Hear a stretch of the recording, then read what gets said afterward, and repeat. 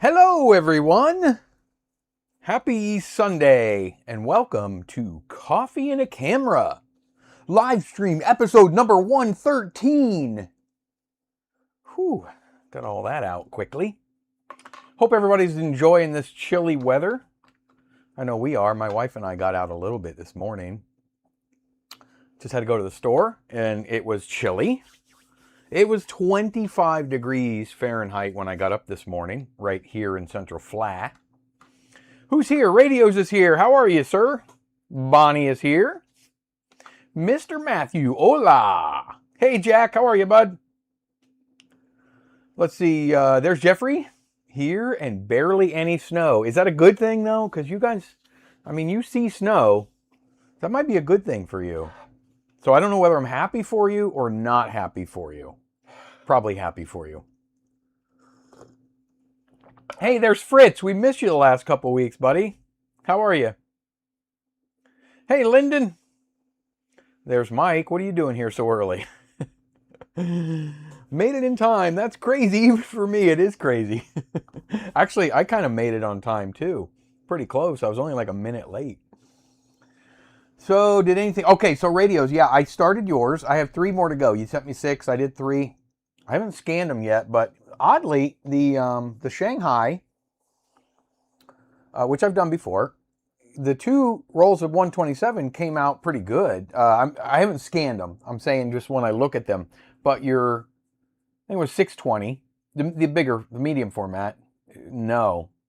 I don't know what happened. I don't know. Nothing really. But I have the other 3. Those are going in this week. And I will scan the other ones for you this week as well. So I should have everything done this week. Hit the like thumb on the way in. Choose all comments. Thank you, Mike. I got up and bought some regular 8 film. I'm going to use my grandpa's camera finally. Oh, that's awesome. Strange, my name changed on the live chat. So Fritz, yeah, I'm only getting people's like at names now. It's not just I don't know, it's weird. It's weird. I get the whole thing now, like Jeffrey, this side towards the screen. It used to just say this side towards the screen. It would be capitalized, the first letter. Now it's like the email address, and I get the 4553. You get everything now. I don't know why that changed. It's really strange. I was going to wait until I bought a lens for the Bolex, and then I said, screw it. I have the other cameras that have been waiting for years to be shot. So did you get the lens? I know you're looking for the RX lens. Dad Radios is having a birthday, so you got to get Dad Radios a little something. You need to get him into filmmaking. My 15 seconds of shot. We'll be mailing it off this week. Everything was delayed. Yeah, believe me, I know. Take your time. We don't want anybody being out in the elements getting hurt. So that's no big deal, Matthew. I'm glad you got it shot, buddy. I shot some 126 expired in 1981 Kmart focal film. I don't have any good luck with that. I'm just letting you know. You probably won't get much out of that. Hi all, happy to be... Hey, Super Cindy is here. So is Jeffrey Feingold. How are you, my good sir? Lyndon says hi. Barry says it was 38 degrees this morning. So you guys were a little warmer than us. It was 25 this morning when I got up. Living in New England, 32 degrees Fahrenheit is amateur hour. It is, I know. We made the mistake. It wasn't a mistake. We went and visited my mom in Indiana in November one year. We drove. Ooh, it was cold. Dang, it was cold. Probably the Cats film. Nope, it was the Shanghai film. I don't know what happened to it. It's the same. It's basically the same film as your 127 rolls. I develop everything the same. That Shanghai, as long as it's the 100 speed and whatnot, and it's all the same stock. So it's mud. I don't know what happened. It's so weird. I don't know if it's your camera. There's an issue with your camera, but like I say, the 127 film perfect, beautiful frame lines. It's, you know, Shanghai, that film is really contrasty. It's, you know, it's just basically a black and white film. What you see is what you get kind of film, you know, but the medium format stuff, the bigger stuff just did not come out. I can't remember if it's 220 or 120 or what. It's not 220, but I think it was 620. Did not come out. Hey, there's Katie. How are you, Katie? Good afternoon. Oh well, can't win them all. Yeah, I don't know what it was. What'd you shoot that with? I wonder if it just wasn't getting the exposure that it needed. I bought another Fuji. What is CA Cine camera? You bought another Fuji Cine camera? What?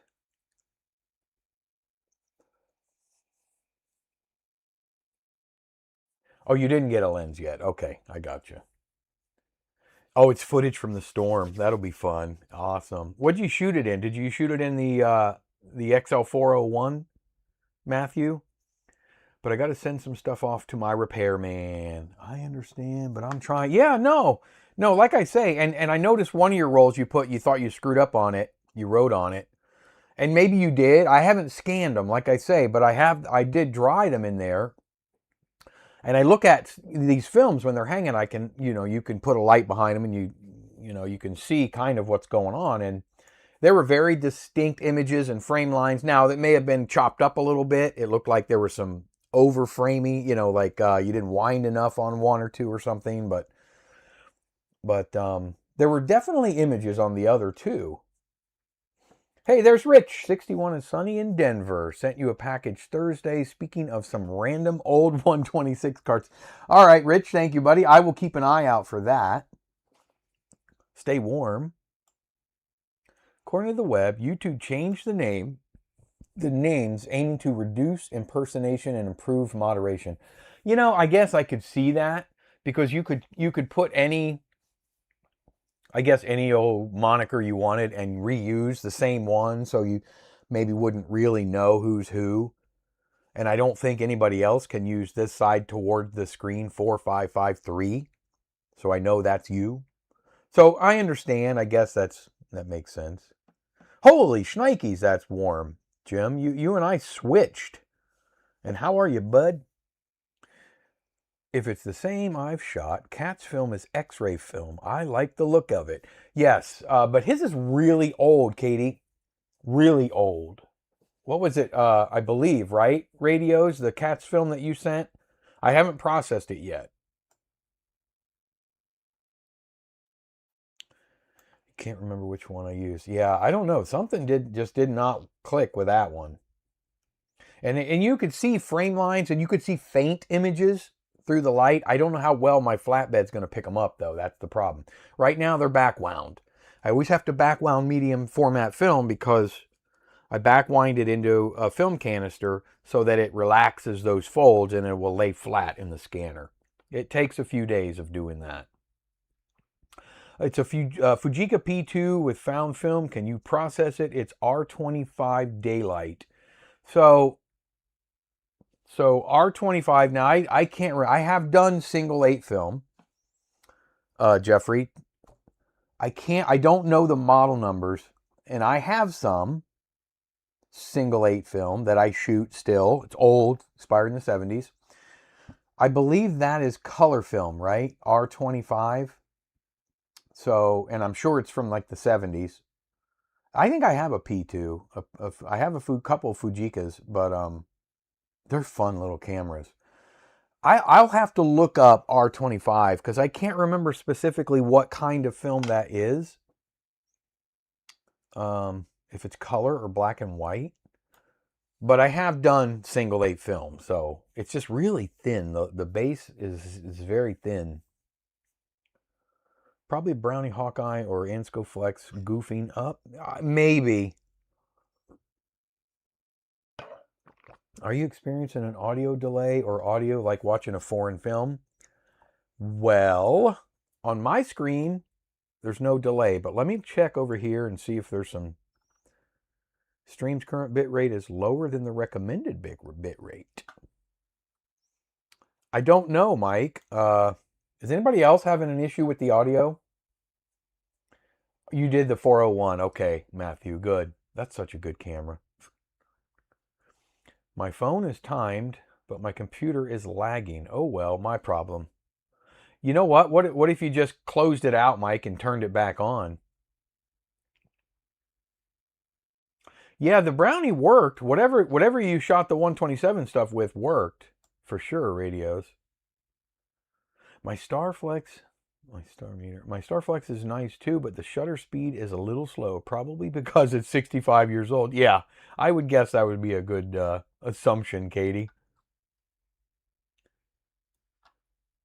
Yeah, I gotta look at it again, radios. I don't know right offhand, but I have all your stuff together and bagged right now, and it's back wound. So as soon as I'll have it done by the end of this coming week. So as soon as I do, I'll let you know. I feel like there was a frame or two where they were very close to touching, like maybe overlapping a little bit, something like that. No, it wasn't the 620, I don't think. Okay, thank you, Fritz. Hit your refresh. Audio is okay. Hey, there's Angus. How are you, buddy? Hey, Angus, Matthew just confirmed he shot his 15 seconds of and he shot some of the storm. And, oh, it's color reversal. I see that now, Jeffrey. Okay, thank you.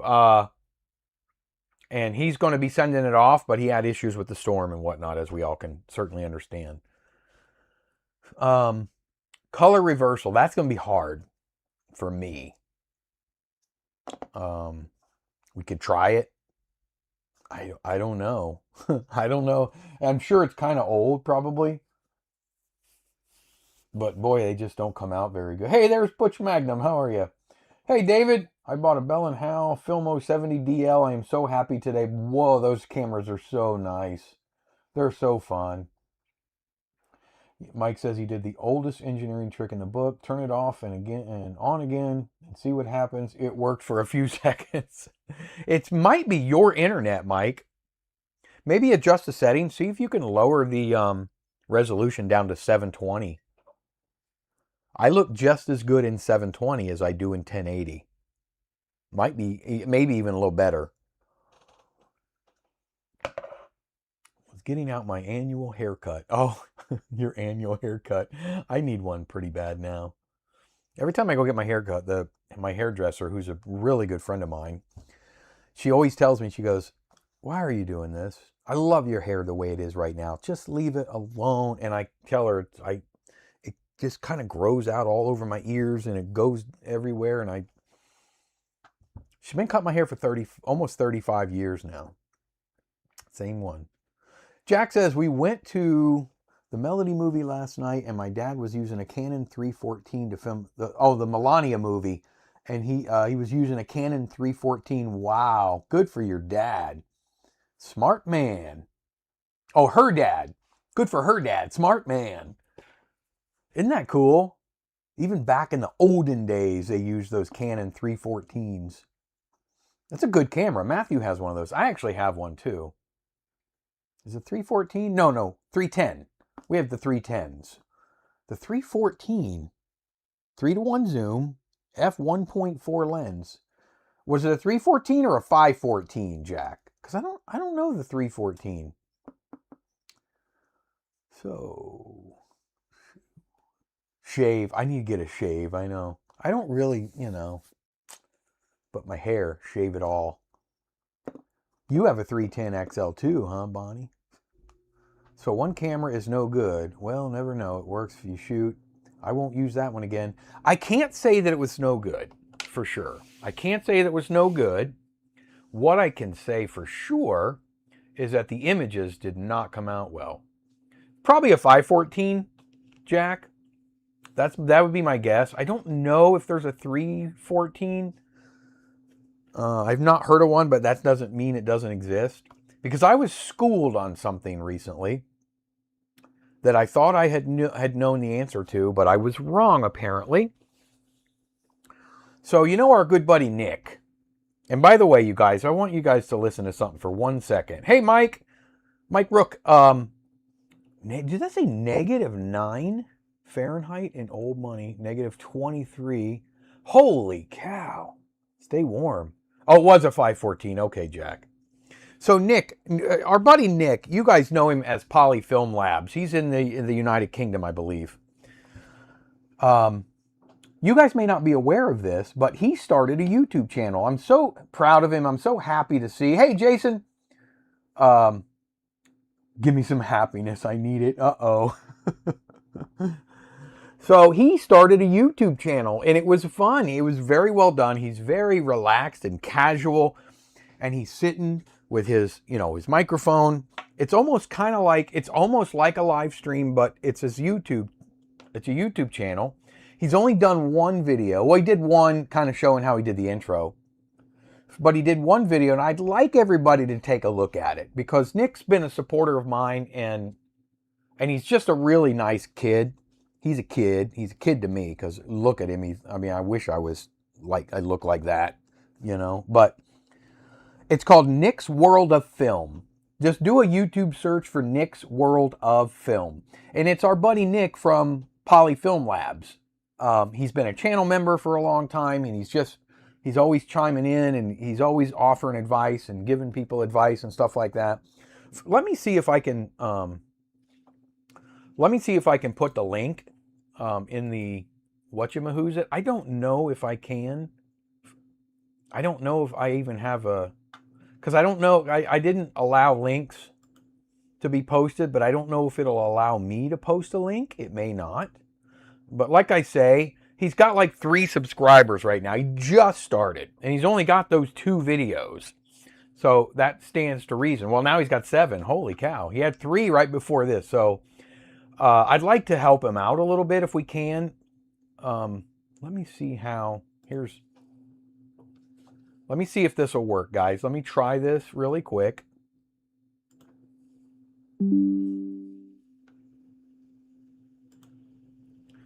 So there's the link. Now I don't want anybody to leave the live stream, but I don't know if it'll open in a new. Thank you, Matthew. I don't know if it'll open in a new tab or something maybe for you, but hey, Charlie. Link. That's the link to his channel. Again, here's what happened. So his first video, and you guys have to watch it, but his first video, he's talking about some old Super X film from the 50s, 16 millimeter film. And we're going to talk about 16 millimeter later because I got to show you guys something that I'm going to start going through right here. There's 2 bins that we're going to look at in a few seconds. So he did a video and he shot a roll of old 16 millimeter Super X film from the 1950s. And Nick is pretty well versed in developing too. So he developed it, and he said he had a bear of a time getting the rim jet off. Now, I thought I was pretty well versed in all this whole film world. And I said, wow, I'm so proud. It's so cool that you're doing this. I left a comment. And I said, but I'm a bit perplexed. I didn't think that Kodak ever put rimjet on their black and white film stocks. Because Super X is a black and white stock from the early 50s. It's old. And I said, are you sure the box was sealed and that the can was sealed? And he confirmed the box was sealed still, and the can inside was sealed. Because I said maybe somebody switched it out with old Kodachrome or something, or there was a few Ektachromes they used that have rimjet. And so he said no, it was sealed. I shot it. He has the box, and it had concrete like rimjet on it that he had to take off in the development process. So I said, whoa, I stand corrected. I had no idea. I never knew that Kodak put rimjet on any of their black and white film stock. So anyway, he's a smart guy. He really is he's a really good dude. So jump over there. I left the link if you scroll up a little bit to Nick's World of Film, and that's good. That's good. We're gonna get him going. Yeah, Jim, there is a Canon 512. I actually have one, I think, where there's a 512, a 518, a 318, a 310. There's lots of them, but I had just never heard of the 314. But Jack corrected. He said, no, it's a 514. Thank you, Lyle. And how are you, buddy? I'm glad you are here, my friend. Let me get out of this really quick, because we're going to have some fun with some 16 millimeter. I want to show you guys some of the stuff that I just dug out of my closet. Thank you, Katie. Oh, he has 10 now. Woohoo! Yeah, I don't know that he's going to be here today, but sub Katie subbed for you. My dad had 20 years of our home movie safe, but they got oh no, that stinks. Who's Ben? Who's Ben? Is there a Ben in here? Are you talking about Ben from Zero Budget Film School? That's our buddy Ben. Did somebody mention him? Cleaned up really good. So there's some dirt from 78. Lyle, I'm thinking, I don't know who you're talking about, but we have a good buddy Ben that also has a channel that is very immersed in this film world. Hey, I-30 guy, I-305 guy. You might be somebody that we're already familiar with. It's just now that YouTube's given us these weird W, because I'm about to drop $300 for a Kiev 16U. I always kind of wanted one of those. Is that the, wait, maybe I'm thinking of something different. I wanted one of the 16 millimeter movie cameras. The Convis, that's what it was. The Kiev, that's the little still camera, right? Subbing to the bar boys. Subbing up to the bar boys. The film's tossed long before I was alive. Oh, bummer.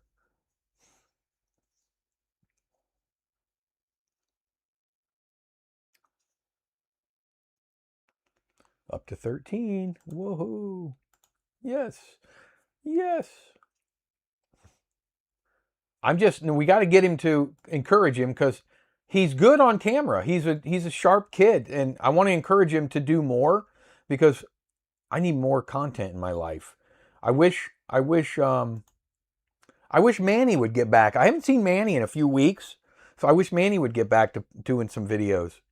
And Cecil, who I haven't seen today yet.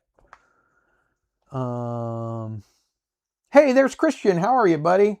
Hello, everyone. What's the Canon Super 8 with the orange bits and the folding handle? Orange bits and the folding handle.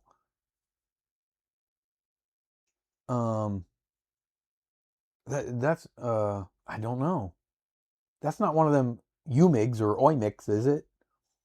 Hey, Uncle Mike, I know you're busy. Is there a chance we can talk soon? I don't want to bother you much. Well, I don't know, Charlie, exactly when, buddy. It's just been a little nutty.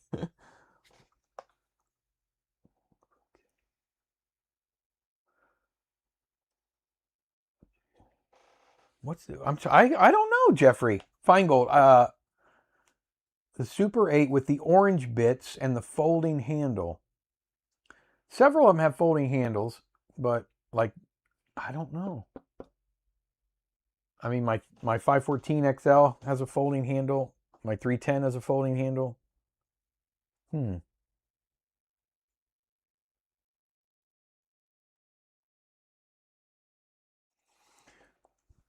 Lyle says, I'm doing better every day.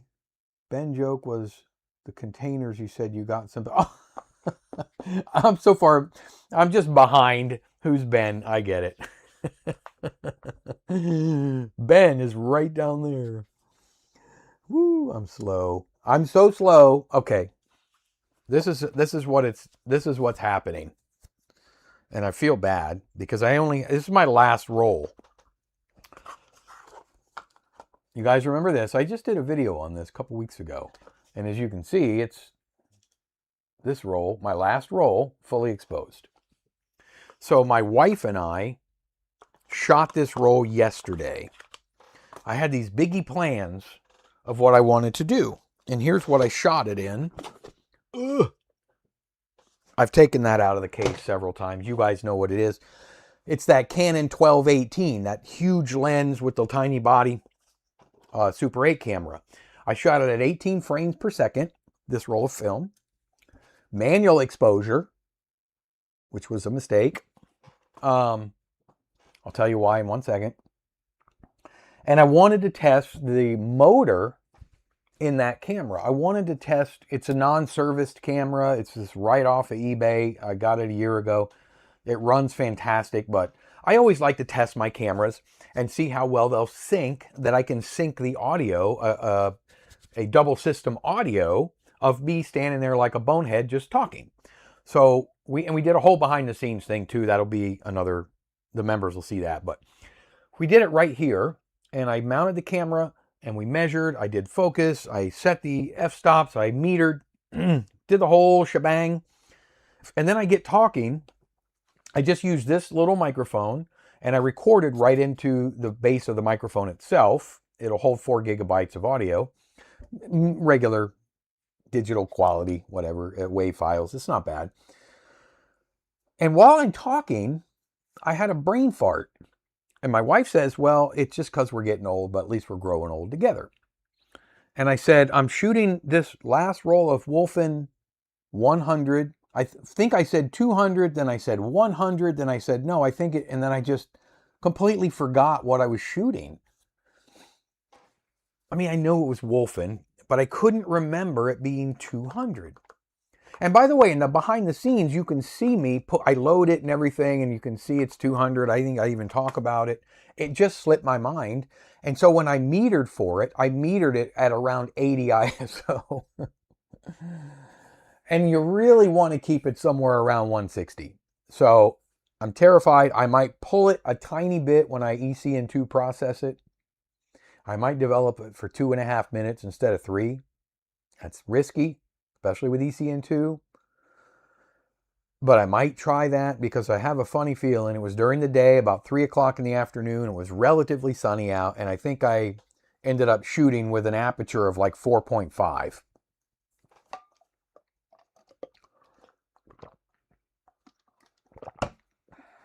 Yeah. Anyway, so I'm keeping my fingers crossed on that one, that we get anything.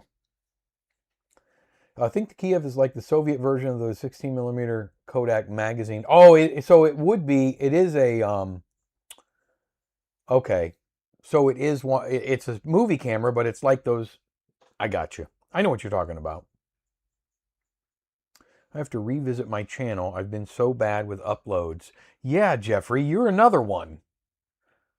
The Kodak Brownie has 8. Wait, the Kodak Brownie 8 has in-between f-stops. Yeah, and so does like this camera I just used yesterday is in between the f-stops too. So I was right in the middle of f4 and f5.6. And that was going to put me between 80 and 100 ISO. Because when I was metering, I'm thinking in my head for some stupid reason that I'm shooting a 100 speed film. Now they do recommend that you shoot that at 160. So I'm hoping that that one stop-ish isn't going to kill me. There's not a lot of latitude in that film. So I don't know.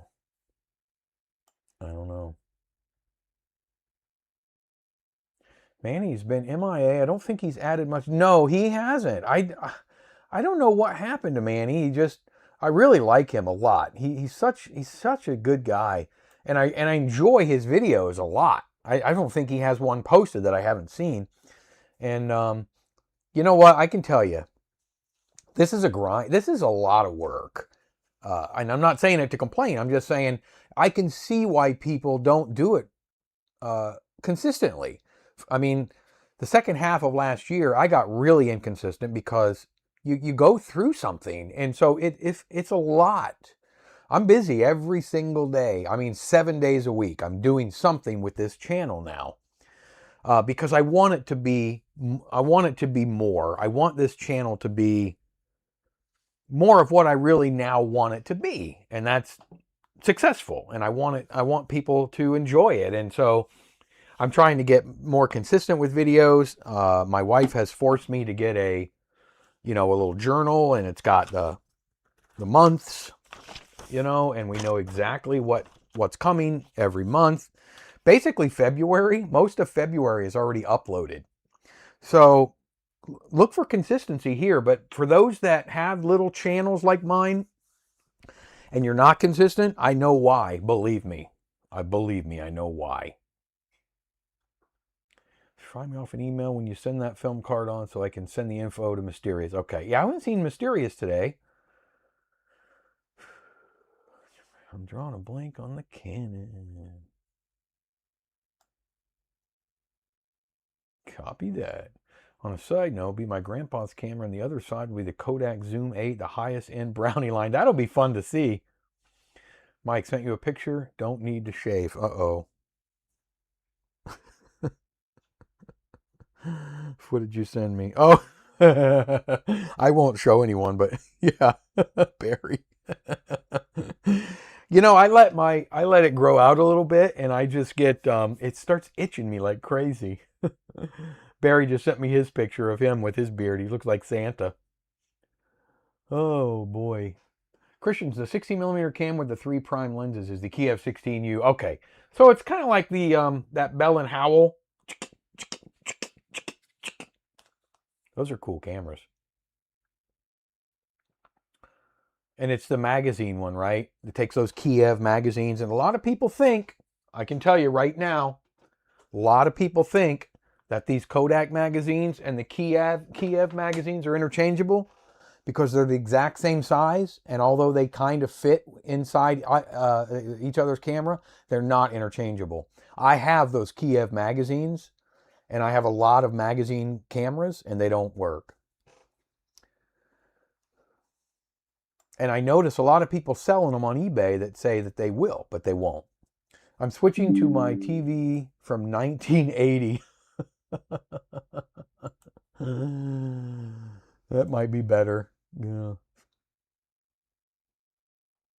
Hey, there's so many 620 cameras out there. I'm considering re-rolling 120 to 620 and sending you some, fingerprints and all. I don't have any good medium format cameras. I need to get one. I was talking to, I think Mark, my buddy Mark on here. I haven't seen him in a few weeks, but he's got one I really consider picking up. I just hadn't gotten there yet.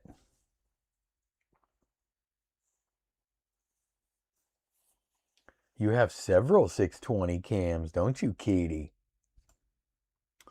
I talked with Adrian Cousins about the Kiev 16U, and as usual, the cameras are not reliable. Whoop, that went away. The cameras are not too reliable regarding manufacturing, but when they run, they deliver very crisp images, and you can file the gate open. I've noticed that about a lot of those Soviet-era cameras. They're very hit and miss, and the K3 is no exception. I think it's a great camera, but they're very hit and miss. Hello, Sprocket. What's going on? Here.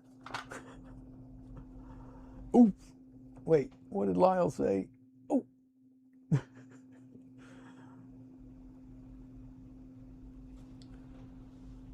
Would you do a clip test to make sure you get the developing right? Would you do a clip? Oh, are you talking about for the single 8 film, Super Cine? Wait, no. Which film are you talking about? You talking about this? I think maybe you're talking about this, right? I might. I don't really want to screw it up. Film's getting so expensive now, and Daniel Whitner sent that to me, and he was kind enough to give me a roll, several, and I've used them all. I actually have 3 more rolls, but they don't have the AHU layer on them. So he said you can shoot them, but expect some flaring. So, I don't know. I'm going to shoot them anyway. You try to shoot between 1.4 and 22. Whew, you're right, Lyndon. Life always gets in the way. Maximize that 8mm film to test the 2 cameras. I love that. You get 2 sides. There's 2 sides to every film. You do well, Mike. Thank you, Lyndon. It's okay, Filmboy19. We all forget. Honey. Jeffrey called me Filmboy19. Jeffrey called me Filmboy24 because I forget everything. She goes, and you're old. Dana says, your wife forced you to get a journal. You mean she lovingly made a hugely helpful suggestion that you try using a journal? For her job, she works at a vet clinic and she runs the clinic, right? So she has a journal, like a daily thing, and it's scribbled everywhere. I wouldn't even know where to start. She goes, you got to get one. You need one of these. And then we sit down once a week and we're going to fill out your week and you're going to know exactly what to do. Let me tell you. I know. She has to control 50 people. I have to control one. And that's just tough enough. Bye, boo, boo. Natalie is on vacation. I just sent you some footage. Okay. I just sent you some footage of my home-built film-like camera. Oh, that's right. You got a camera. Hold on. I'm going to check it out. So Sprocket's working on a home-built film-like camera. You know, he's built some really cool things. And is this... Wait a minute. Hold on a second. There's a new Facmatic Pro version out for 126 cameras. I have not seen that, Jeffrey. 620 Kodak Medalist. What a camera. Download to your device. Let's try that. An old Yashica mat. Open in iMovie. Or other Yashica TLR might be great for you. Yeah, I have an old TLR. What was it? I don't remember. And I've used it a couple times. Remember we did the film that Gordon Webster sent us? I sent all those rolls out all over the world. Well,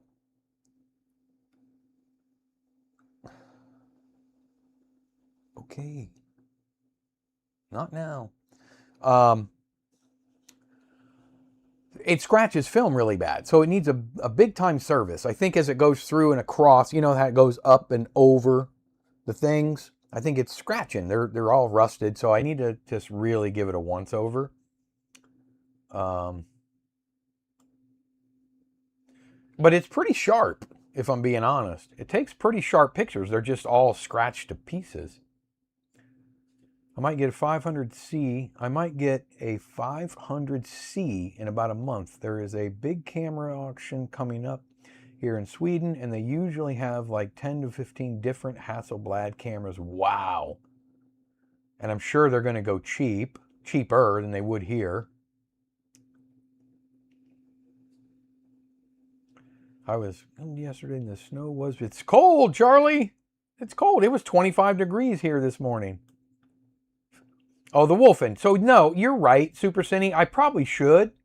The problem with that, I'd have to do a very tiny bit of it, is because I slate it and everything, and I don't want to cut any of that out for when I try to sync up the audio. So I might just go for it. If you want to pull back, half to a full stop, then you're going to want to reduce the developing time in your ECN2 by about 30 seconds. And I don't know, maybe I'll do it. Maybe I'll pull back 15 seconds. I don't know yet. I know I'm going to reduce it a little because I have a really bad feeling that it's grossly overexposed. So, I don't know. I'm trying to open this file that he sent me. Import. No.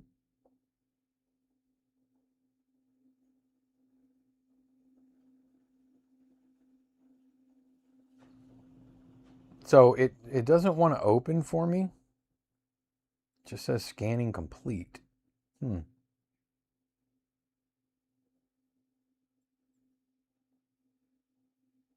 Sprocket, I'm going to have to try to figure that out. It's not working on my phone.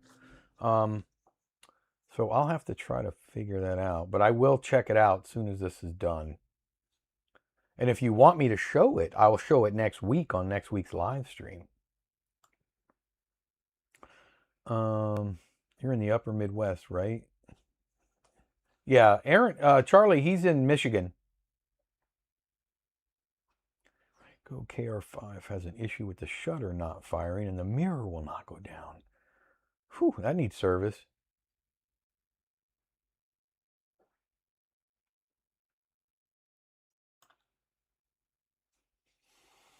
The P2 was untested, $7.50 with found film. I only wanted it for the single 8 cartridge to reload. I'll send you the film. I'll send the film to you in a... Oh, that would be awesome. I'll give it my best shot for sure. Thank you, Jeffrey. I really appreciate that. If you want to send it to my house instead of my P.O. box, if that would be easier, just email me and I'll send you my address. I appreciate it.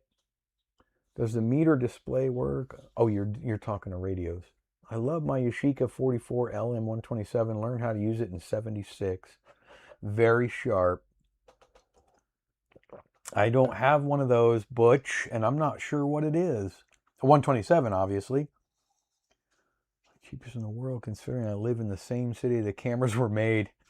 Isn't that crazy? I asked Mike Rosso about FPP about FPP selling the new converted film. He said it's too expensive at this point just for materials. Oh, that's a bummer. Is that the new FOMA? Is that what you're talking about? I have an Olympus 126 coming in the mail tomorrow, 1050. It's basically the Olympus pen, but 126. Those are neat cameras. Can you still get, I know you can reload those cartridges, the 126 cartridges with 35 millimeter film. But can you still get like lomography or who sells new film in those cartridges? Do you know, Rich? It's an MOV file. Yeah, it just won't, for some reason, iMovie is giving me a hard time. So it's not wanting to open for me. I do have it downloaded, but I'm so bad at this. I'm not even sure where it's at. I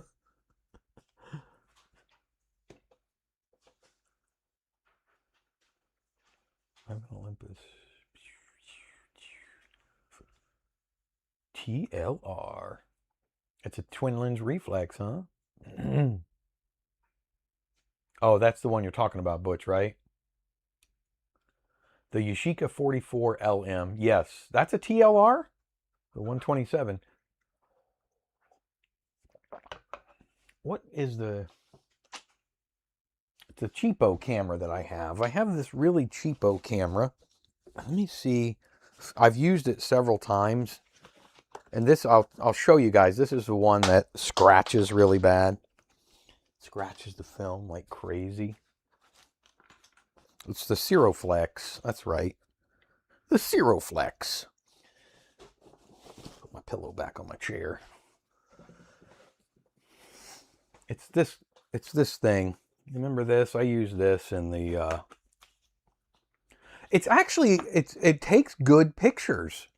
It's a little fogged up, the viewfinder lens, but it takes really good pictures. But the rollers are really rusted and everything's just kind of wasn't well cared for. So I need to just give it a once over. I have a lot of old, still have a lot of old 120 film that I could practice with and run it through and see what happens.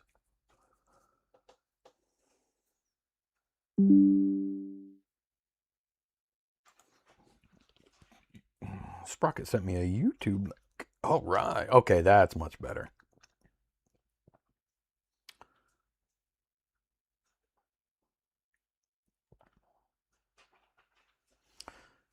So did you film this with your homemade camera? Before I show it, did you film this with your homemade camera, Sprocket?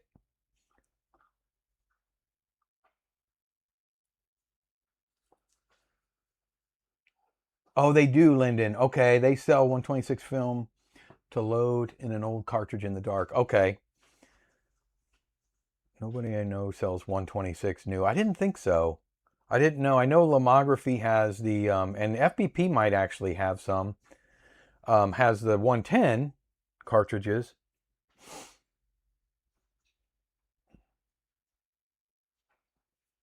Try smacking the camera bottom down real hard on your hand and see if that frees the shutter mirror. If not, throw it against the side of a brick wall really hard and see if that... Don't do that. Mike Rosso did say that they have talked to Wolf and Whitner asking exactly about that. Well, now, so they carry that though, right? I know they carry some of their film. You have to reload or use expired carts. I have some Kodak Gold from the 90s and some older Fomac carts I will try out. I grew up shooting 110 and 126 and 127. I have a soft spot. I know you like that stuff, Rich. Mike says, I'll say it again. Thanks for wearing You are most welcome. Yes, this is footage from the homemade camera. So, guys, our good buddy Sprocket made a camera. He made a camera, right? Let me see where I can... Let me see. I know we have this down here. I'm going to turn up the brightness. Let's see if we can... Let's see if this comes in. Let me click this other camera. This is my... Can you guys see that? Let's try this. You see my ceiling fan.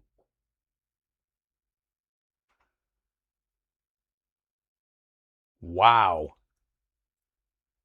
I'm sorry it's not... The focus is very sharp on his film, but it's not on my... It's not focusing on my camera. There it is.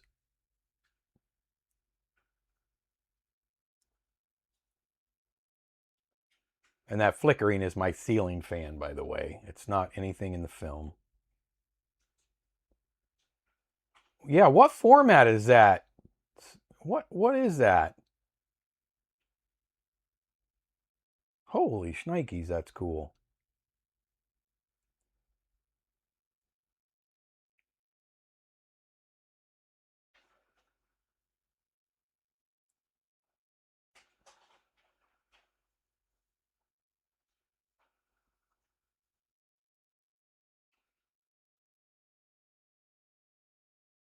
So this is not... That's not film, right? That's... Let me switch. Is that digital? I can't remember. You've kind of shown me. That's digital, right? We're gonna let him tell us what's going on with that, because that came out really good. Let's hope something comes from the discounts or discussions. Whitner and Wolfen are the best hope. ADOX did make Super 8 film for a while, though. You know, I am so encouraged, Super Cine, about stuff like this. And Daniel did tell me he has all intention of making this available in 16 millimeter as well. And is going to hopefully send me some. And we're going to shoot that too. And I'll probably send that either to Mike at FPP or to have it processed and scanned, or I don't know where yet. But just to give it a real good once over. But man, I'm very excited about this stuff.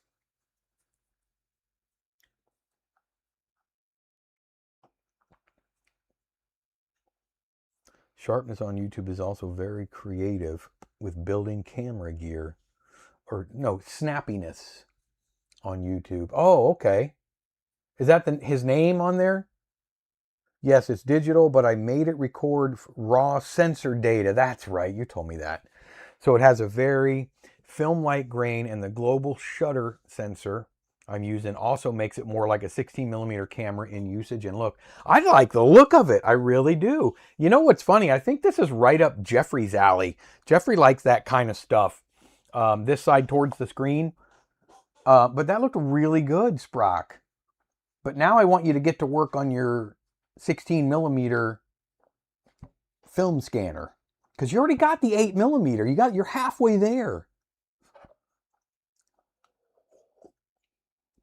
I figured you probably would have been, Jeffrey, part of that Snappiness Discord channel. Rick rolls have always been a Bonnie thing, so there's that. On the Facebook, I posted the pic of the retina cam stopping me from taking a bad pic. I saw that. Wolfen looked like old autochrome images. Yeah, it's got, I got to tell you, it is not, it doesn't really, it has its own unique look. Just did a mini Kodak printer kiosk.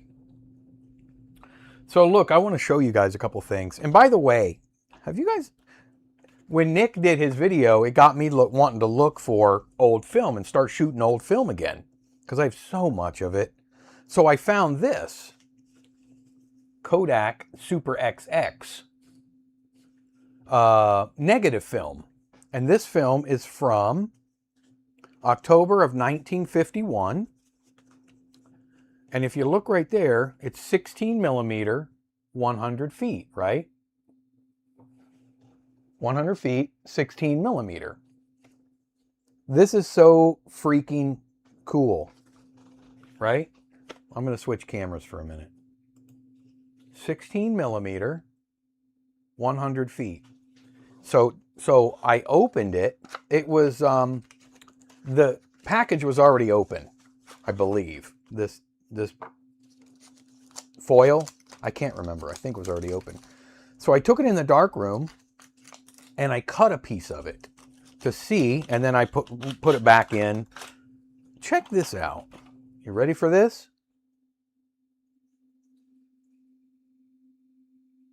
I don't know about you guys, but I've seen a lot of film in my life. That is 8 millimeter film. So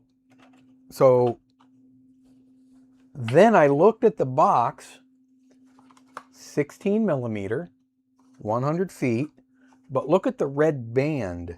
And you're right, I know, Mike, it is the sprockets, but if you look at this red band, for use in 16 millimeter Kodak high-speed cameras and 8 millimeter and 16 millimeter Western Electric Fastex cameras. I know it's hard to see because I'm moving it around so I could read it, but that's what it says. I have not, now, it's not like earth-shattering, it's just that I've never seen it packaged like that before. I've never seen them advertise it. 8 millimeter sprockets to shoot. I know you can shoot it in 16 millimeter. I just never seen Kodak advertise it that way. It was interesting to me. So now you want a fast whatever camera. That was a Western, okay, for use in 16 millimeter Kodak high-speed camera and 8 millimeter and 16 millimeter Western Electric Fastex camera. I know, I got to see what that is. I have no idea what it even is. Western Electric Fastex cameras produced by Wallenzik for Bell Labs starting in the 1940s were among the first practical high-speed motion picture cameras capturing up to 10,000 frames per holy shnikes. That is fast. I wonder how they got the name.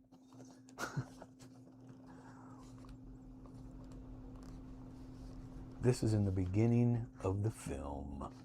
New subject. Kodak Reels transfer is good for 8 and Super 8. Both. Now, how do I process with OBS, or is there a simpler program that's free? I'm big on free. I'm big on free too. I love free. And by the way, hello, Alan. So yes, do you mean process the film? So in other words, like you just shot a roll of film. You're talking about how do you extract it from the cartridge and develop it so that you can scan it? Let me find out if that's what you mean first.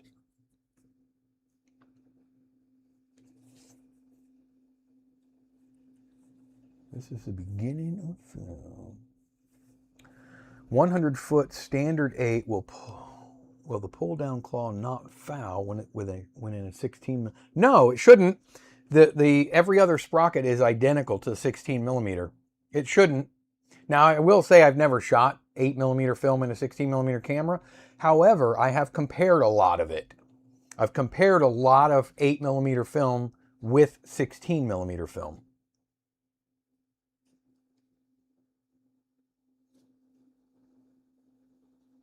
Because the perforations are exactly the same. There's just one more in between every one on 16mm, on 8mm. No, already transferred to digital. Help with okay, Alan. If you don't mind a learning curve, if you don't mind learning, I would highly recommend downloading a free copy. It's free, of DaVinci Resolve. It's probably one of the highest end post-processing editing software packages out there, and it's totally free. Now, you can buy the pro version, but you really don't need it. Hardly anyone needs it unless you do that for a living. I've been using the free version for a long time. It's not what I use primarily, but I do use it for some things. But it's definitely, it will definitely handle it for you. You just have to learn it. There is a little bit of a learning curve with it, but it's great editing software. That's what I would highly recommend doing, because it'll do anything you need it to do to your footage. There's an open source program, Shotcut. I use it for there's another one. See, and maybe that might be more what you're looking for, because although DaVinci Resolve is a very high-end editing software and it's free, like I said, it can be tricky to learn. If you want something that's not, well, there you go. Okay, well, that's okay. Simple is a requirement. So what Jeffrey recommends, which I had not heard of, and it's used for simple edits, and it's free, it's called Shotcut. Jeffrey has used it, and it's open source, which means it's free. I would give it a shot. Hey, there's Polly. We were just talking about you, Nick. Hey, check your channel. You had 3 subscribers. We added a few. So get busy. You have 10 more. I'm encouraging everybody, if you just joined us, to go check out Nick's channel. Poly Film Labs is Nick. And I hope that he continues doing film related videos. It's called Nick's World of Film. Go over there and subscribe to his channel, please. He's a really fun guy. Yes, Alan, absolutely. And thank you to Jeffrey for recommending that.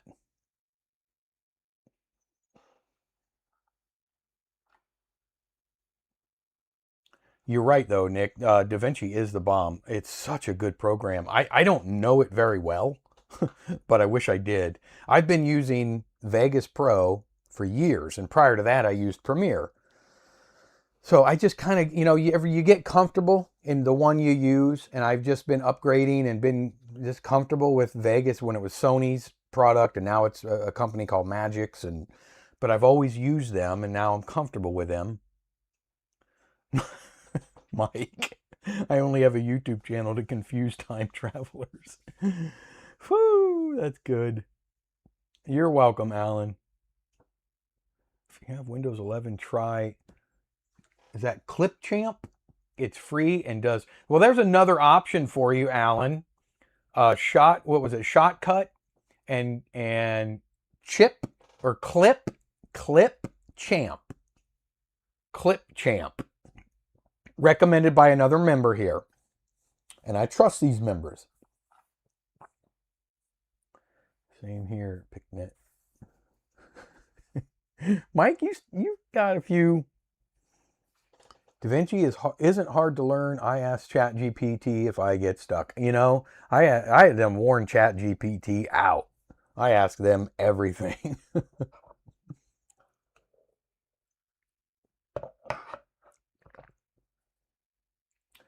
And you know what, Matthew? It's all editing programs get you.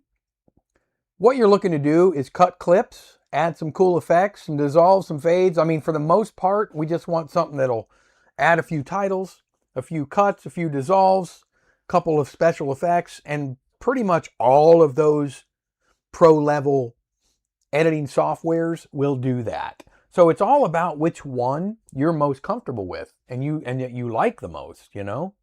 I cannot believe we're over an hour already and I haven't even opened the bin. So that's what we're going to do right now. And I have a film I wanted to show you guys, but we may have to wait. I want to show you guys what I just recently rediscovered. Let me turn this little light on and see if that helps. Yep. Come on, focus. There it is. So I have this bin. It was in a closet over there.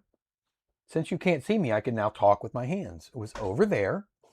And this is some really old, I've had this for a long time.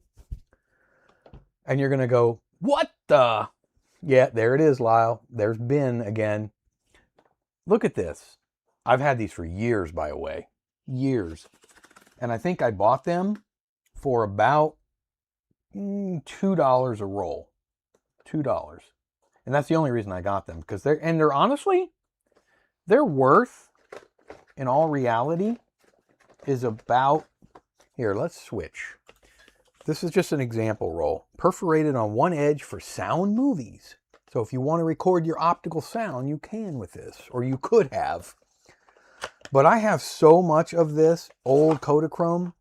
And I'm going to tell you why the film is not just worth $2. It's not worth $5,000 like that one lady's trying to get for a roll of Kodachrome. I would put this in the $10 to $15 range. And the reason is not the film, because that film is worth $2 and it's good for testing cameras.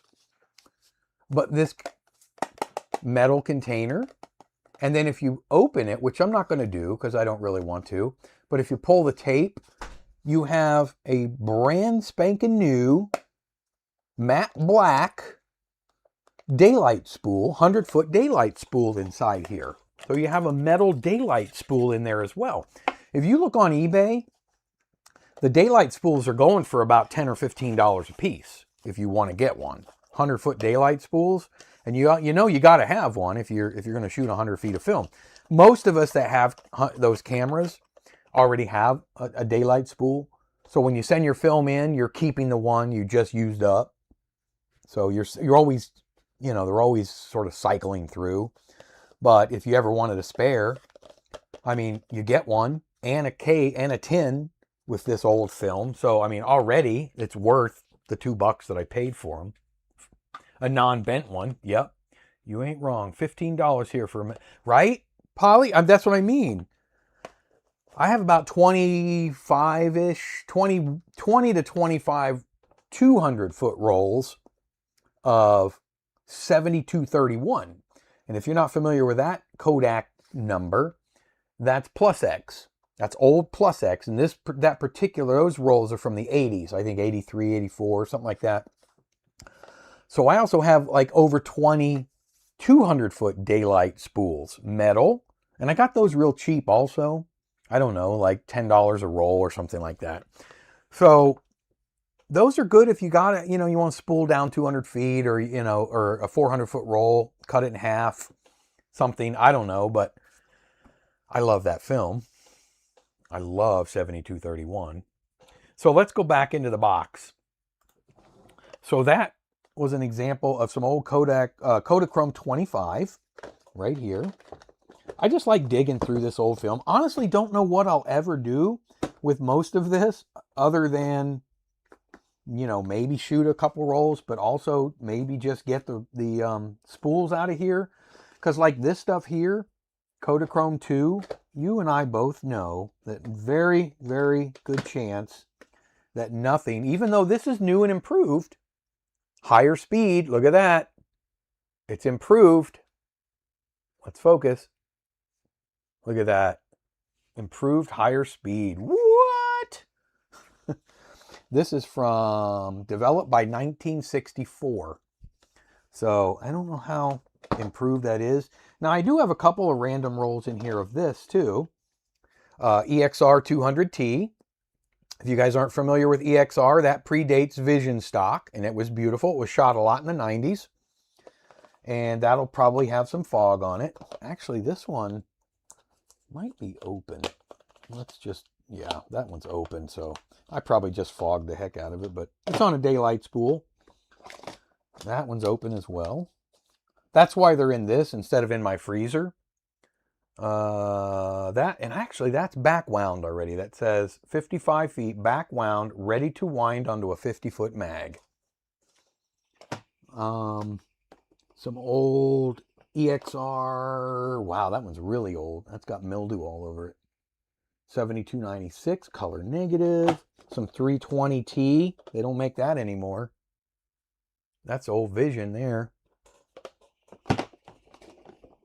Some, I don't know what it is. Just color negative. 7248.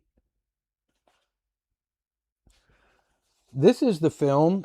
I just happened upon this. I have over there in a shelf, I have another probably, this is a little over 100 rolls between both tubs, but probably at least 20,000 feet more just in that shelf over there. And that's the stuff that won't fit in my deep freezer. Look at this RAR film. High speed. July 1971. And then remember these, we looked at one of these last week, the gun cameras, cartridges. I didn't realize I had 3 of those. Look at that. Lots of Kodachrome. Lots of Kodachrome. What's the date on that? August of 1958.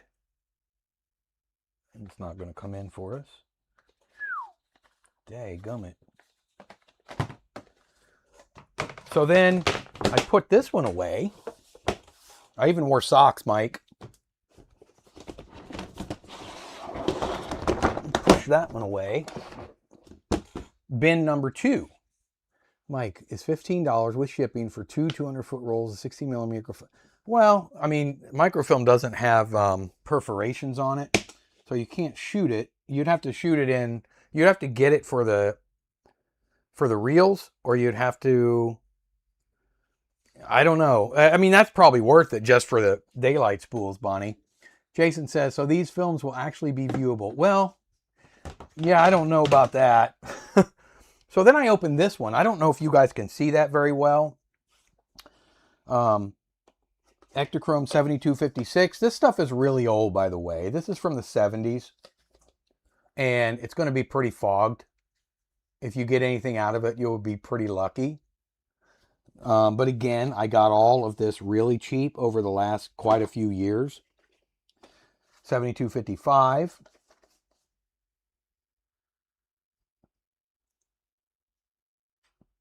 I don't know if you guys can see that, but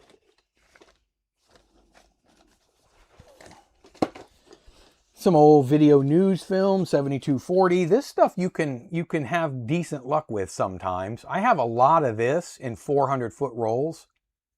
And you can get some results out of this sometimes. And you can see I got quite a few 100-foot rolls of that. And then this stuff. I love 7276, this Plus X. It's a beautiful film stock, and even though it's old, this is probably from the 70s, maybe a little earlier, I guess 70s. It's probably going to be okay. It might be okay.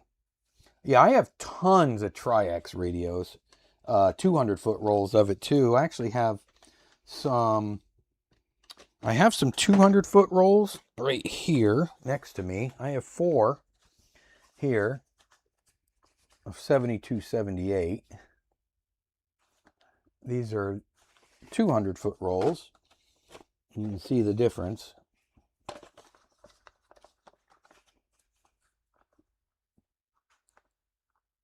Same film. But again, I've had these for so long, I can't remember. I'm going to say, I think I wouldn't have paid more than about $10 or $15 a roll for this. But I've had it a long time. And I have quite a few, maybe not quite a few, 3 or 4 rolls of this, 400-foot rolls also. You could shoot a couple of new episodes of Star Wars with all that film. I could. And here's an older Tri-X. Look at that beast. That might have a date on it. Might not. You know, the funny thing is, too, I have gotten... Yeah, the date's scrubbed off. I have gotten a lot of this film, and I would buy it in certain lots. And I've actually found some exposed film in these lots where I would get a few, you know, rolls like that. And then take it in the dark room and do a little snip off the end. And realize that it's at the end of the roll and develop it and got some results out of it. There's an old Plus X. A really old Plus X. Look at that. I got a date on it. Wow. Expiration date October of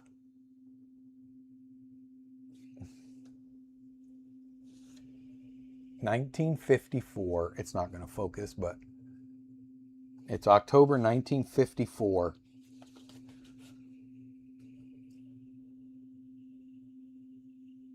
Air Photo Processing Laboratory.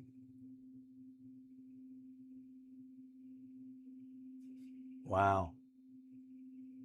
You get free processing. Look at that. Let's send it to them. Huh. That's going to them. And then that. Plus X negative. This was always my favorite Plus X. That doesn't have... Yeah, it's got a date. 71. 1971. Huh. A lot of old Ektachrome. There's some ER film. MS. 7256. Look at that. So I'm going to be doing a lot of experimenting with some of this film here soon. Oh, and here's some interesting stuff. Look at this. That's SOS. SOS. Safety film. 1975. Brand new. Some DuPont. Rapid reversal. And then a couple rolls of... There's Ansco. And then a mystery roll. Honestly, I have no idea what kind of film that is. None. But we have Ansco.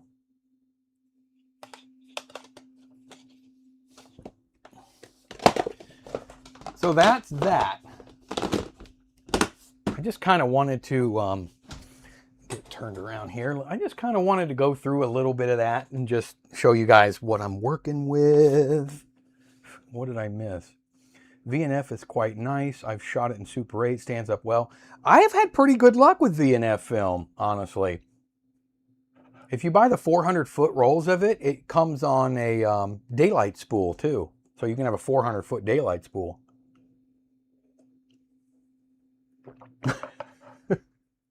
Jeffrey. My name is Mike, and I'm a filmaholic. From an old SO gas station. Was there an SO? I've never heard of that gas station. Was there a gas station called ESO? When do we get a tour of your 6 storage units of old film?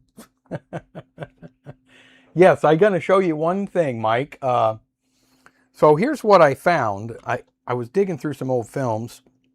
I don't know. I can't remember where I got these. But it's kind of neat. So there's 2 of them. They're regular 8. But they're only half the film each. And I think they were filmed on the same day, possibly. They are the same film. They're both Kodachrome from 1959. And you're going to want to see, I'll show it to you. I basically just, I scanned them both and then I put them together and rendered that. You'll know when it breaks. SO gas. Oh, maybe.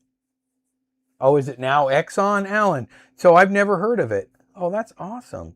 It may be. In the year 2745. Whew. Thankfully processed in 1959. And you know, they held up okay. I mean, they're almost 70 years old, these films, right? They're 60, what is that, 67 years? 1959? And they're kind of all over the place, but most of it, there's the little kid, but, you know, and there's a lot of it's dark. A lot of it's, I mean, it's scratched up. It's old 8mm film. Now, I'm going to tell you right now, I dumbed it down to 1080 for the live stream. I did not stabilize it, so it does kind of move around a little bit. But there is a scene that I want you guys to pay. It's quick. You see it for, you know, a few seconds, but you're going to go, oh, what's he? Okay. Russell, what are you doing? How are you, buddy? Sorry for my absence. It's been a busy time. Don't ever apologize for not hanging out with a total stranger on the internet. I'm just glad to see you, buddy. I was actually wondering about you the other day. There's a few of like good regulars that I haven't seen in a while, like you and Manny and Manny. Yeah, you and Manny. There's a few. I haven't seen Steven. You guys remember Steven, New Age Film? He hasn't been around. You're too young. I am maybe a little too young for SO. All right, Sprocket's got his popcorn. Katie's got her popcorn. Standard Oil. Okay. You see the old logo, you'll remember Esso. Haven't seen one in years. Recently, I found an old abandoned Esso station. You got to take some photos of it. 6, 7 years. Oh, yeah, radios. Piper's not here. Just, all right, let me show you the film. Back soon. All right, thank you, Russell. All right, I'm going to show you guys this film, Kodachrome, 1959, is when the film was made. Don't know if that's when this film was shot, but let me turn off these two cameras and get the lights.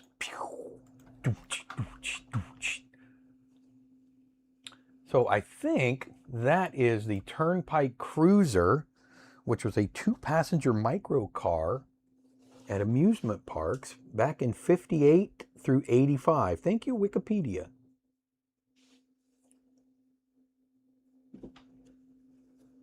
Tilt-a-whirl. So here's some beach scenes. It held up pretty well for almost 70-year-old film.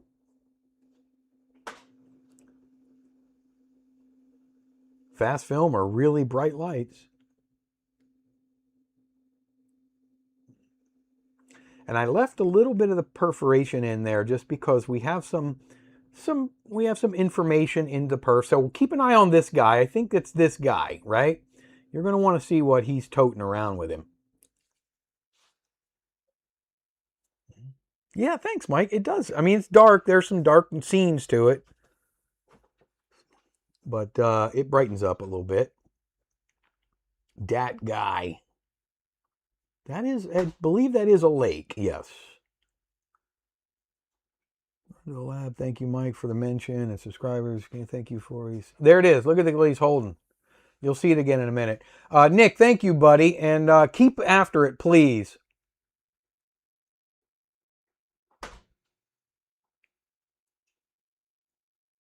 We thank him recursive. Look what he's using right there. That's a Bolex. My guess is an H8. Hey, have a good day at the lab, Nick. An old Bolex. You thought it was the ocean, huh, Charlie? I don't think. It may be the ocean. I don't know. Bolex man. But this wasn't shot on, well, it could have been shot on a Bolex, but obviously the footage we're watching is not what he shot right there. So this is where the film, this is the other half that I found. I just assumed it was part of the same day because I think that's the same little girl, or I don't know. There's Pop. Give me your hand. No.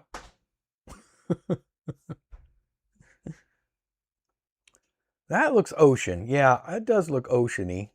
Unless it's one of the Great Lakes or something like that where you can't see the other side. It looks too warm for the Great Lakes. Yeah, maybe. I'm not sure. It does say private beach in one of the scenes for hotel guests only.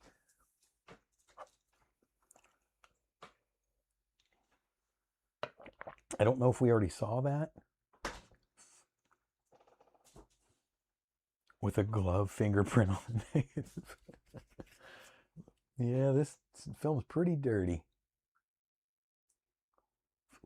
Yeah, you're right there by them, Charlie. Go fishing.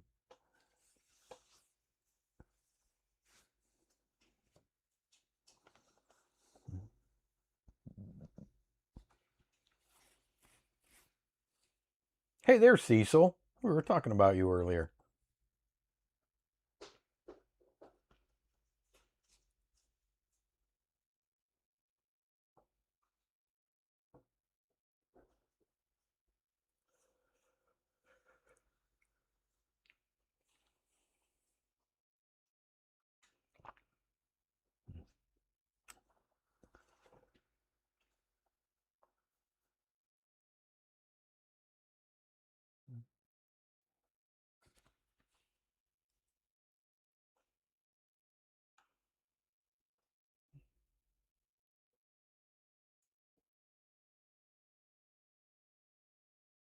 Ta-da!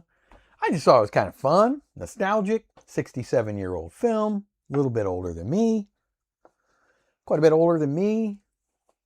I don't know if that is a lake or the ocean. I really don't know. There was a sign, I don't know if you guys saw it, that said private beach for hotel guests only. So I assumed it was the ocean, but I don't know. Great memories someone had, I know. And to think like that little girl being a, you know, grandmother, maybe great-grandmother.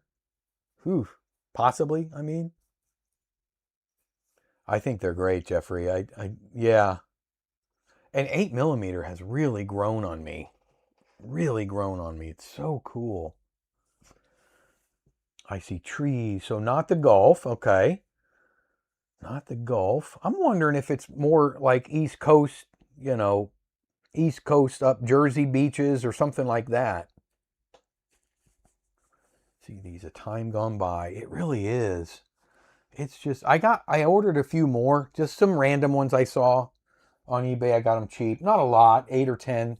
They should hopefully be here. I have no idea what they are. I have a bunch of these old family films that I've collected over the years for reasons to kind of show people on this channel and bring back memories for everybody.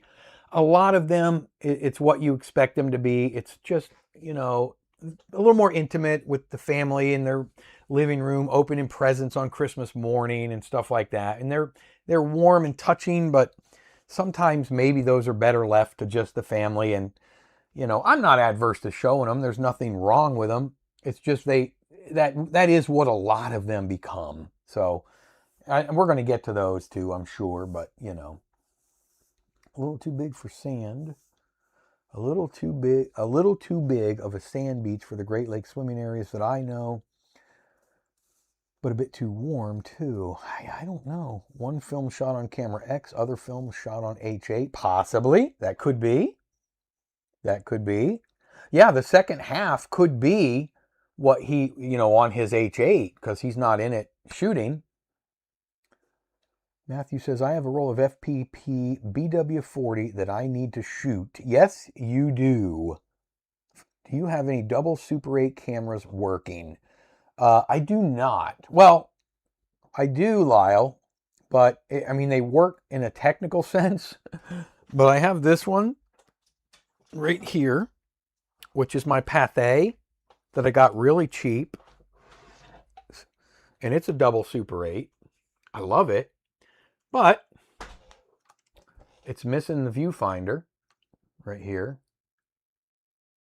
So it would be very difficult to see what you're filming. And it's also missing this whole cover piece right here.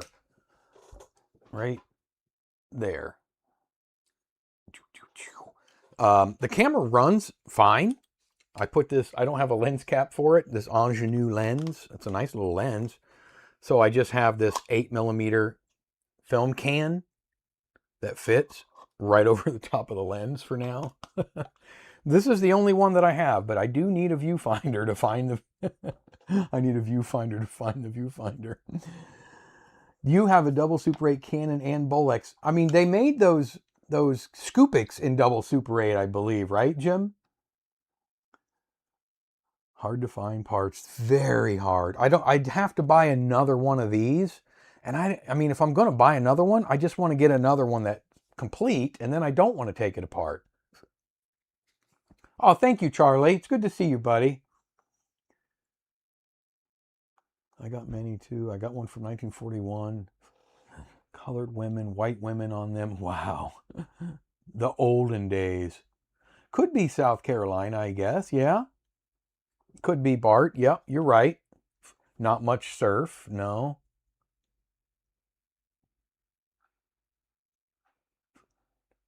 The viewfinder totally gone with the lens and all. Well, yeah. I mean, there is the glass on the inside. Let me see if I can show you with this camera.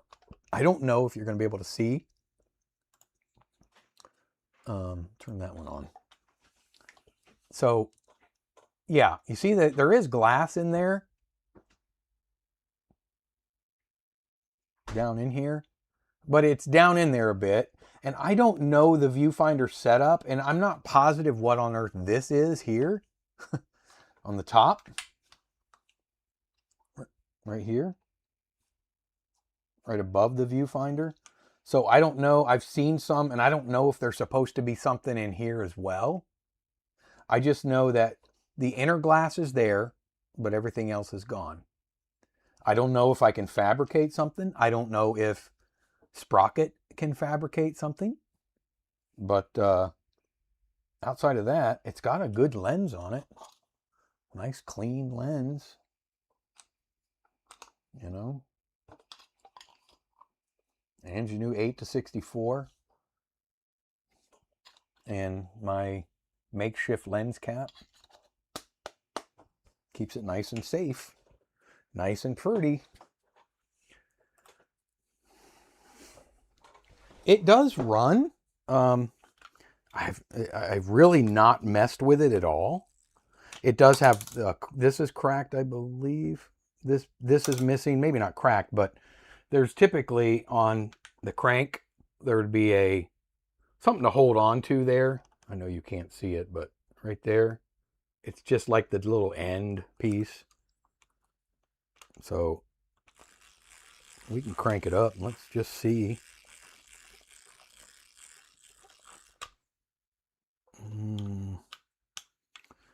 So we'll put it on a lower frame rate. We'll put it down on like 16 or 18.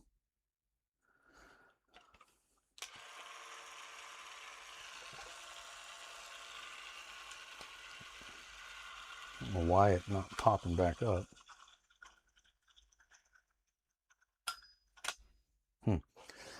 Definitely could use a good service because it is sticky. I could see it has bulb off.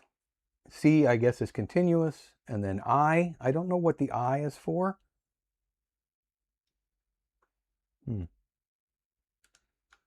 Maybe it locks it. I don't know, but I love the camera. I love the look of it. My Bolex Double Super 8 has a variable shutter and can do back winds. Yeah, that's pretty awesome. Rare Crank Super 8. That hum. It's very smooth. It sounds fantastic. It really does. But I don't know anything about it. I know nothing about these cameras. I picked it up because I thought it looked cool. But like I say, I don't know. I don't even think I've ever had the film chamber off. And I don't really know how to get it to come off. And I also don't understand this. It has the 400-foot mag port. Not as smooth as a Bentley. It has this 400-foot mag port, but I didn't think you could get double Super 8 400-foot mags. You know, I don't really know how to open the film chamber.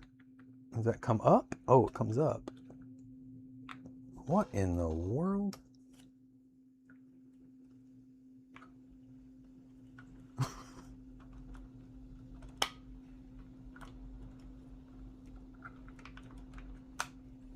I don't know. Screw-in thread on the outside. I assume the missing part has a screw-in thread on the outside and a lens on top, and somebody wound it all the way and poof. Probably. Yeah. This almost, I mean, this is unscrewing. This piece here. I guess I can't really mess it up. That piece is coming off. And then there's that little brass fitting, or almost like it's cardboard. And then there's a little, I just pushed it in, like a thread. There's a thread right here. Look at this.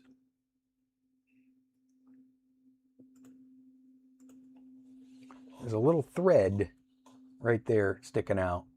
And that pushes in. You can push that in, see? And you might lose it, but isn't that weird? And this is what came out. There was a little, it feels like cardboard, but I feel like it may be brass, and it's split.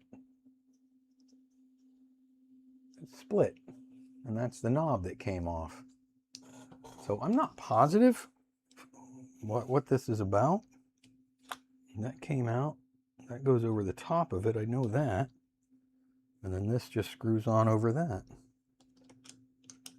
I'm guessing that pinches down on it, but there's something's got to screw on. Is it ticking now?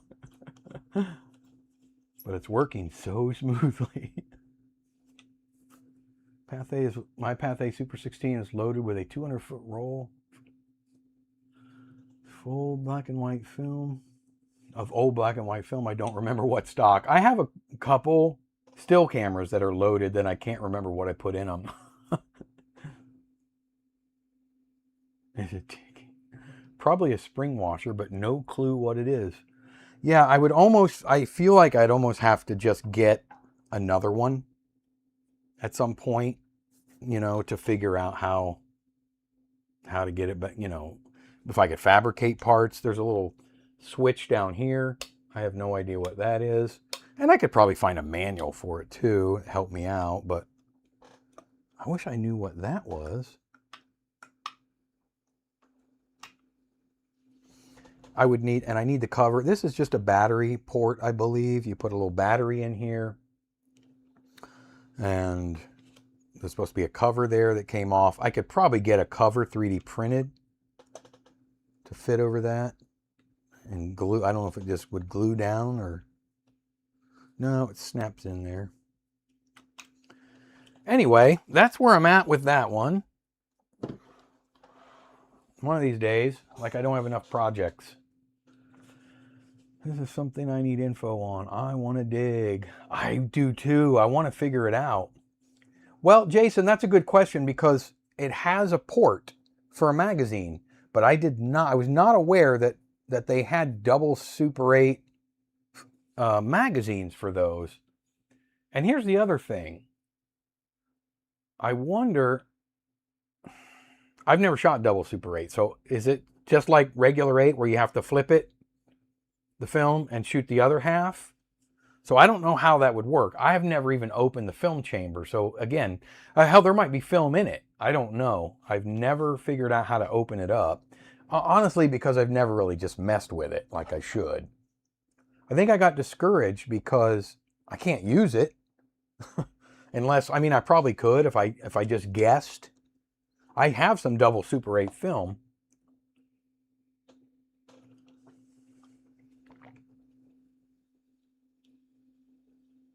Yes, then you need to dig into that, Lyle.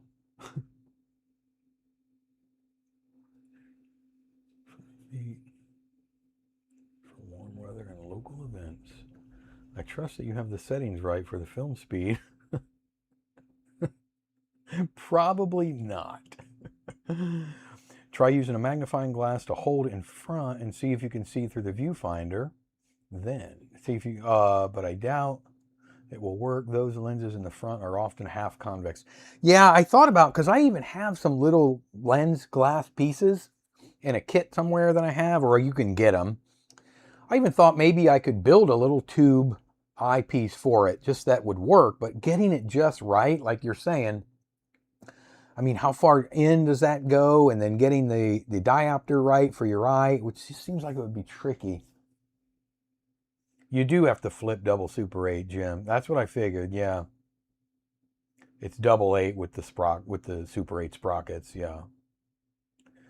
Is double Super 8 still being made? I think it is, by only 1 or 2 companies, though. Kodak doesn't make it that I know of. Well, somebody else probably knows that. I don't use it. You use some 100D double Super 8. FPP sells that, I believe, don't they, Jim? Gotta go, guys. Thank you, Lyndon. We're gonna boogie out too. We're an hour and 40 minutes in. Jason Foods. Foma makes double Super 8. That's what I thought. Okay, good. Foma and Whitner sells it. Thank you, guys. Foma Pan makes it. Jim, you got yours at Pro 8. I got you. Dad joke time. Let's do one dad joke. Because, you know, that's what we do here. I got to get through my cards. Because these, I haven't read any in the book either. But these are the ones we've already read. So pick a card. 5 of Hearts says Katie. Oh, you guys are doing page numbers. So let's find the 5 of Hearts. Whoever gives me the next card number. Also, I just got these microfilm rolls for just under $7 with shipping. That's a good deal. You can use them in those mini cameras, the micro, you know, like the spy cameras. Next person that said was Mike, Jack of Clubs. Let me see if we have it in here. Yes, we do. All right, we're going to read Katie's joke first. And let's see who's is funniest. You guys decide whose joke is funniest. This is the one Katie picked.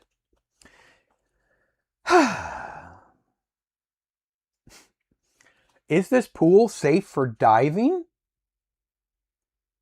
It depends. It depends. Is this pool safe for diving?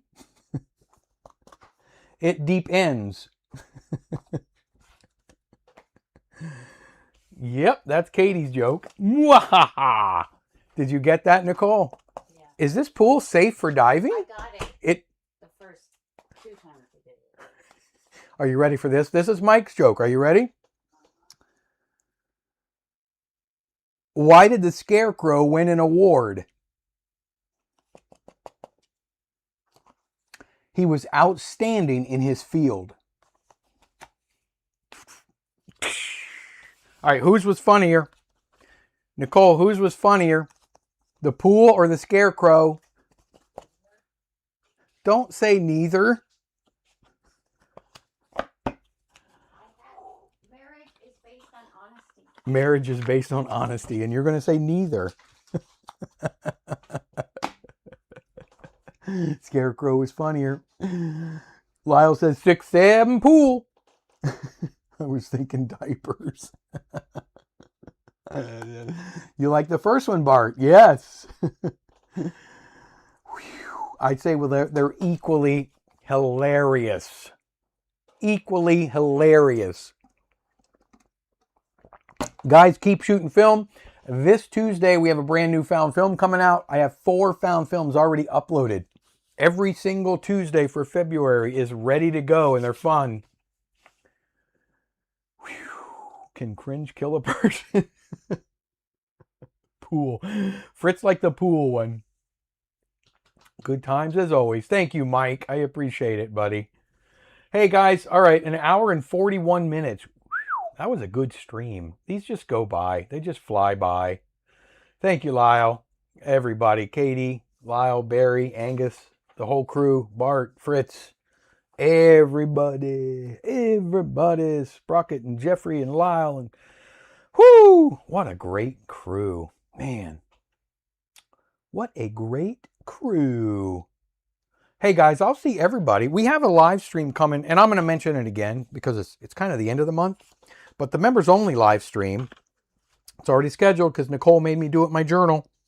So it's Thursday, the 26th of February at 1 p.m. But we'll get into that next Sunday as well. Thursday, the 26th. All right, that's it. I think we're good. Bye, Piper's dad and mom. Bye-bye, Piper. Bye, everybody. I will see everybody on the very next... Happy Groundhog Day. On the next go-around. We have a live stream next Sunday. I'm going out of town in March, but I'll get with you guys on that. That's not till March. I love you guys. Peace out. I'll see you next Sunday.